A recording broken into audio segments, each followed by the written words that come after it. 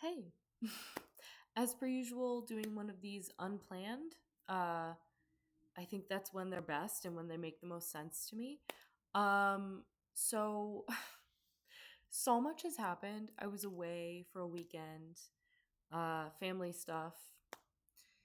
Family stuff is always a lot for me, right? I'm just like always going through it, but right now has been. I feel like I'm finally coming out of something, and then all of my friends, like really good friends, I feel like are really going through the thick of it right now. So I feel like I've been kind of running support when certain things in my life have felt really just like good and exciting and I mean hard too. I don't know. Anyway, I'm in the living room today, different setting. But I basically I just had a really long weekend of being with family and it was really good and it was fun like conditions. It was a celebration while we were all together, but also um just being around my family that long uninterrupted is really hard. So, it's pros and cons. I got to go to a cool museum. That was awesome. But anyway, so I drove home this morning from my parents' house and then I had to go straight to work. And then I got home and like instantly got a little, I've had a I've had some bourbon and other things and nothing too crazy. But anyway, the cats are very excited that I'm home and I'm happy to be home with them because I miss them a lot and they're just my little. Is it so cheesy if I say that they're my family in a different way? Anyway, the cats, I mean, whatever. You get it. I just decided to pick up Disco Elysium again. I started this playthrough in January. And the fact that it's taken me this long, I mean, I'm not, God, I haven't hit the tribunal yet. Um, I certainly, haven't done like the end game stuff yet. Like on the island, I haven't gone across. Um, if you've played the game, you know what I'm talking about, maybe. Like I haven't found Ruby yet, I think is like a good. So I'm like probably, I don't think I have quite a third of the game left. Probably like four-fifths of the way through. I don't know.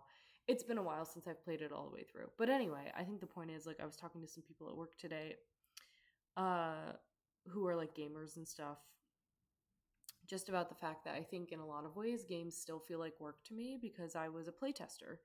It was only a year of my life, but I was at a AAA studio and uh, I just experienced a lot of life when I was there. So and I just went through the ringer in a lot of ways, you know.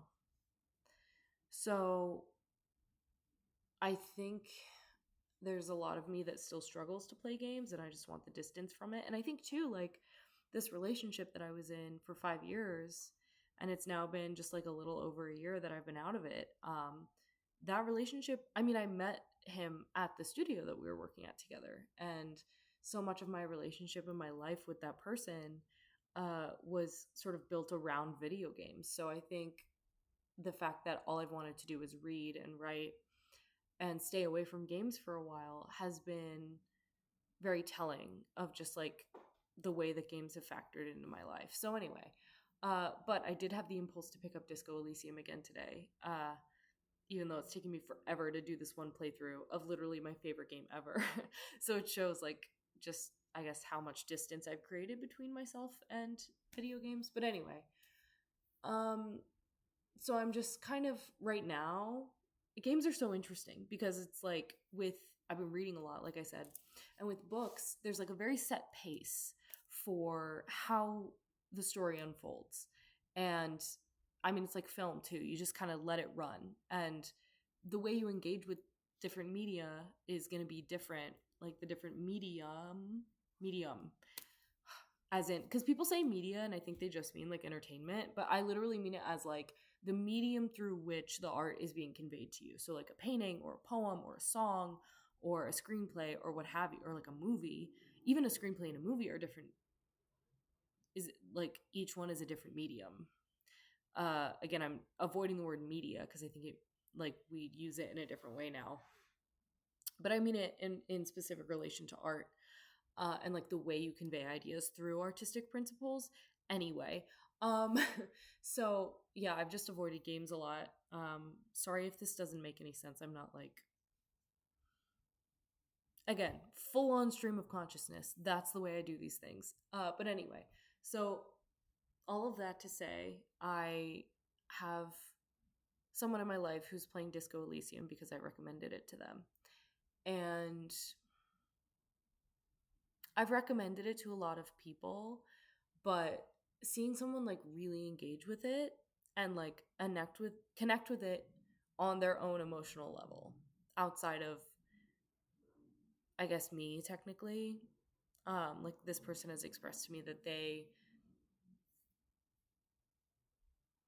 understand what this game is trying to say to them and that they really enjoy it and have, their own relationship with it. That means a lot to me. So anyway, it's inspired me to pick up the game again and try and finish this playthrough because the point I was getting to just about games as a medium, and yeah, the pace of like literature versus film versus whatever, like other media besides games like literature or whatever will have a set pace with which the story will unfold. And I think the thing that I'm kind of brushing up against maybe with this particular playthrough is that because I've played the game multiple times, I know where the big narrative points are going to happen. I also know where the points of no return are for the most part. So, and by that I mean like once you hit a narrative beat, you can't go back and like talk to characters about certain things or whatever. So I've pretty much exhausted the status quo of the moment that I've in, i.e. like I need to talk to like encounter Ruby. That's the next big thing for me. Um, but I also, this is so silly, but it's true. Like I want to be able to talk to Classier. I love her character so much. If you've never played the game, this doesn't make sense to you. And to be honest, I don't really care. Again, these videos are just for me. Um, and if they make sense to you, that's great. But there's a character in this game, Disco Elysium, Classier, who I really, really love. And I could make a whole video just talking about why I love her. But anyway, so there's an opportunity to talk to her. And I have to wait for my partner, Kim, to leave and not be there because I can't have that conversation with him there. But I also need Kim to pass a check to continue the main story. So this is so dumb. I've been putting off literally playing the game because I've been stressed out about trying to do that conversation while also not like I don't know if I need to if I progress the story, if I'm going to lose out on that conversation. That's what I'm scared of. Isn't that lame? Anyway, so much of games are so interesting to me because like in a narrative sense, just studying them as a narrative designer and like just someone who loves games as a storytelling medium. Again, this was my undergrad thesis. This is like been what I'm about in a lot of ways. Like that sense of FOMO, like literally of, oh, I might miss this encounter or this dialogue encounter, like conversation and all of that because of the nature of games. It kind of sucks. And like I had a friend who really critiqued Disco Elysium actually because he was talking about a very specific encounter that happens later on in the game. He's like, well, you need to pass this check and this check and this check, whatever, to get this encounter to happen just this way. And I think when that moment happens, it's so cool and it's so beautiful and it makes the experience for me. But knowing that I can have a playthrough where I don't even encounter that experience ruins it for me. And I thought that was such an interesting critique because like I don't agree with you. I think the fact that games have all of these little pockets of opportunities that you can miss out on, and then you have these little serendipitous moments where things mean a lot to you and really resonate with you. I think the sort of ephemeral nature of that really makes games special in a lot of ways, and so much of the emotional narrative or meta narrative moments or whatever that happen with games come from the player bringing themselves to the game. You talk about emergent storytelling with games like, I think Breath of the Wild is a great example of that. You have all of these like adventures it feels like you go on with yourself, and it's the nature of that game really being hands off with the narrative, and it's all about the way that you interact with the world and sort of create your own little mini adventures that you go on with yourself while engaging with the gameplay systems, because the gameplay systems are so fluid, and you're really not aware of them. They kind of melt away into the background. Does that make any sense? I don't. Maybe if you've played games, this will make sense to you. If you haven't, you'll have no idea what I'm talking about. That's fine. Anyway, but the point I'm making with Disco Elysium specifically, and I'm going to get to something that I actually wanted, like a very specific point I wanted to make about this dialogue exchange that I'm in right now. I'm literally looking at it on my TV right now. Anyway, but Disco Elysium has a little bit more rigidity with its systems, and not in a way that particularly bothers me. I think it actually does serve the plot and the story. But I think the point that I'm making in trying to explain why it's taken me so long to finish this playthrough is that I kind of bumped up against the systems, right? Of like, I can see, like I talked about, where those point of no return moments are. And in so trying to get as much out of the playthrough as I can and get the dialogue encounters that I want, I have kept myself from engaging with the game for weeks at a time because I'm stressed about trying to get the like encounters that I want, which I think is really silly, especially when I'll probably be replaying this game in perpetuity because it's my favorite and there's so much of it I haven't seen. I've never done a fascist run in this game. You can play as a fascist. It's very political. There's a lot of political commentary. So, and again, that's its own can of worms. I think it's fascinating and like really cool that a game chooses to go there. You know, while also having like the communist run and the centrist run and, you know, all the different types of runs that you can do in this game. And there's so many ways. I mean, it's a role-playing game, right? So you can do it a whole bunch of different ways. But anyway, I think the larger point that I was getting to with this is that one of the things that I find really, really, really cool about this game is the fact that it really encourages you to follow a thought to its endpoint. And by that I mean, like, the game presents you with so many crazy, like, weird ideas, and rather than you being like, hold on, that's a little strange, maybe that would be crazy if I said that, or whatever, the more you kind of lean into how absurd it is, the more the game literally rewards you. So the example I'm going to use is I put on the armored gloves that I found. I can't remember where I got them again. It's been weeks since I've touched this game. But anyway, so I got the gloves on because I need to do an interfacing check and I want to make sure my interfacing stats are as high as they can possibly be. Then I got a thought bubble. Again, if you haven't played the game, I'm sorry if this is a terrible explanation, but hopefully you understand what I'm talking about. If not, I'm going to post this anyway because I feel good about this video because I'm like in it right now. Anyway, so I have the gloves on and I completed a task of find one armor piece, which I was kind of annoyed. I thought it might have been a bug actually that quest didn't pop for me because I had found multiple armor pieces, and I had, I think, a couple of them in my inventory, but I think this is the first time that I've put one of them on, that I've equipped it, and that's the condition that made the quest pop, which is interesting. Again, a game that doesn't hold your hand, right? Very cool and interesting and exciting to me. But anyway, so I got experience from that, and then visual calculus, which is one of your stats, is talking about like how cool it's making you feel. Just imagine what a suit full of this stuff could do for you. It's saying composure kind of checks in and saying you're kind of feeling invulnerable. And then I said, I don't remember what the other dialogue option was, but I chose the dialogue option that felt the most extreme of the options I was given. And it says, this is the long sought after enemy technology. I can't just enjoy it. I must study it. And so that's really interesting to me because it's like, I love a character that's like invested in something and believes in something and is like driven towards an end goal. Does that make sense? And so that dialogue option was more interesting. That I must study it is fascinating to me. Because there's not a lot of options, I think, to be like flippant in this game. And well, there's the centrist views. You know, you can choose to be a centrist in a lot of ways whenever you're talking about the economy or immigration or whatever, you know, colonization. This game touches on all of those things.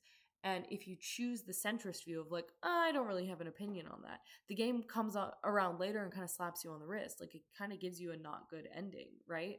Um, and so it's a game that encourages you to like go to the end point of your idea, like I'm talking about, of like fucking lean into it, see where it's going to take you.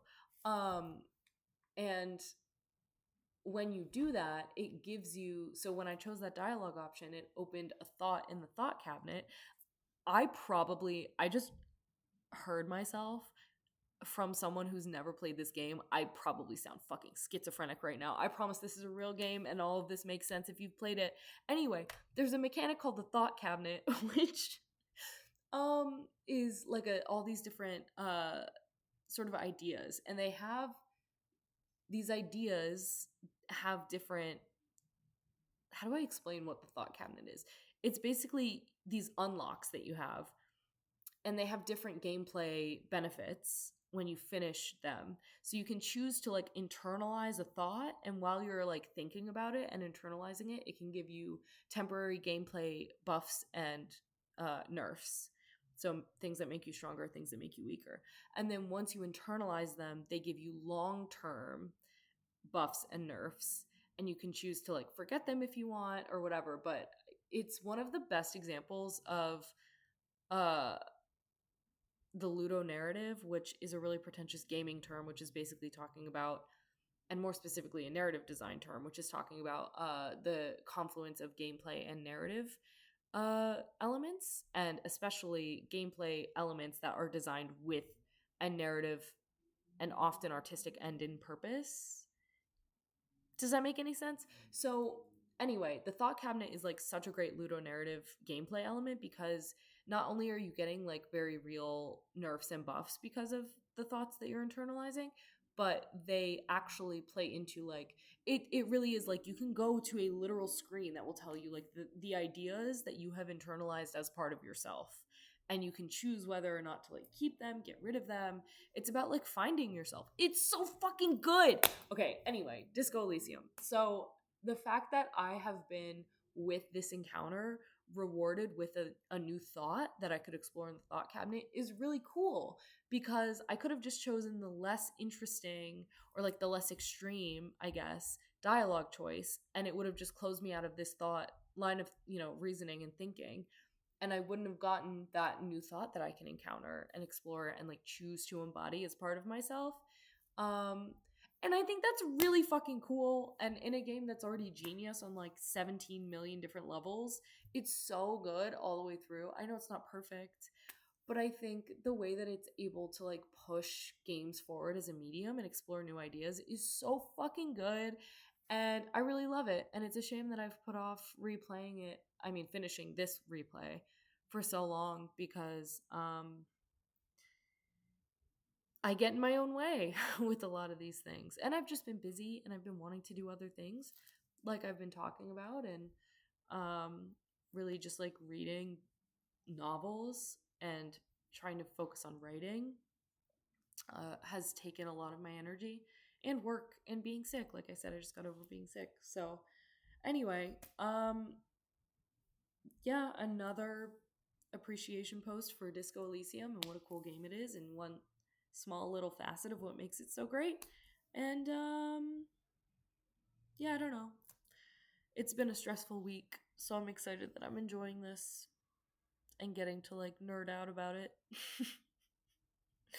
um yeah, I don't know.